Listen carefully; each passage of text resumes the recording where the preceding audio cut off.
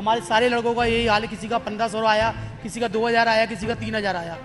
अब इनसे बोल रहे हैं तो कहते हैं कभी 2 बजे के बाद बात करेंगे, कभी कहते हैं अब वर्दी का कट गया, जूते का कट गया, कैप का कट गया, अकाउंट खुलाया बैंक का उसका भी कट गया। सर मेरा नाम उमाशंकर है। सर मैं यहाँ 16 अगस्त से आया था, यहाँ मेरी ज्वाइनिंग हुई थी। उसके बाद हम लोग यहाँ 12 घंटे, 8 घंटे, 9 घंटे जैसा भी हम लोगों ने टाइम दिया, कंपनी को पूरा टाइम दिया। अब सैलरी मांग रहे हैं तो सैलरी के बाद पहली बात तो हमें जॉब से भी निकाल दिया इन्होंने, और जॉब निकालने के बाद अब हमारी सैलरी भी नहीं दे रहे हैं।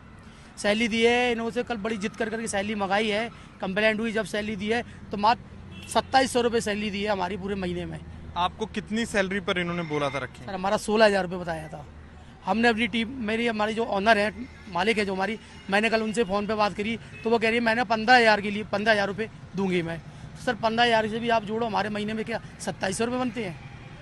हमारा नहीं, हमारे सारे लड़कों का यही हाल है, किसी का 1500 आया, किसी का 2000 आया, किसी का 3000 आया।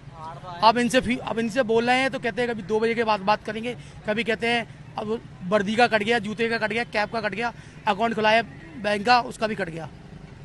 तो आपने अभी इनसे बात की, जो जिन लोगों के पैसे पूरे नहीं आए और कईयों के पैसे तो आए ही नहीं है, तो आप जैसे कितने हैं इधर? सर हमारी तरह सर कम से कम 200-250 लड़के हैं। 200-250 लड़के हैं, 200-250 लड़के, लेडीज हैं कुछ उसमें जेंट्स भी हैं। ओके। तो अभी इनका रुख आपके प्रति क्या है? मतलब घुसने दे रहे हैं, बात कर रहे हैं? सर अंदर तो हमारी एंट्री बंद कर दी गई। अंदर जाओ तो बीएसएफ वाले कहते हैं तुम्हारा एंट्री बंद हो गई है, तुम्हारी कंपनी यहाँ से दी गई है। कंपनी हमारी नोएडा में, नोएडा भी नहीं जाने दे रही है। अब बताओ सर हम कहाँ जाएँ?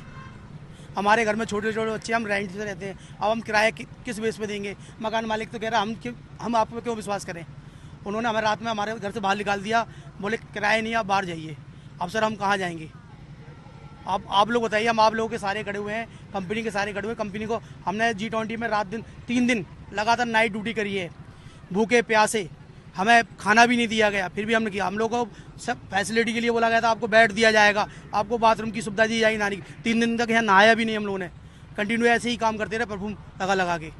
अब अपना पैसा मांग रहे हैं तो सब कोई HR यहाँ को भाग जाता है, कोई सुपरवाइजर वहाँ को भाग जाता है। सुपरवाइजरों से बात करो तो सुपरवाइजर सीधे मुँह बात कर रहे हैं और गाली भी देते हैं। बोलो, वो कहते हैं मैं तनख्वाह नहीं बनाता हूँ, तनख्वाह बना रहे हैं HR से बात करो। अब सर हम लोग कहाँ जाएँ? तो आप और भी रोजगार में मतलब लगे हुए थे, मतलब पार्ट टाइम काम करते थे, इधर कैसे थे? नहीं सर, हम लोग और दूसरी जगह काम कर रहे थे 13,000 रुपये में। अब हम लोगों ने सोचा यहाँ 16,000 है, भाई महंगाई के टाइम में 3,000 रुपये बढ़ के मिल रहे हैं तो अपना है ही काम करेंगे। अब पता चला इन्होंने हमें 1 साल के लिए कॉन्ट्रैक्ट के लिए बताया। G20 खत्म होते ही 15 तारीख 14 तारीख हो के इन्होंने कह दिया भाई तुम्हारा अपना हिसाब करो, अपने घर जाओ, हमारा टेंडर खत्म हो गया।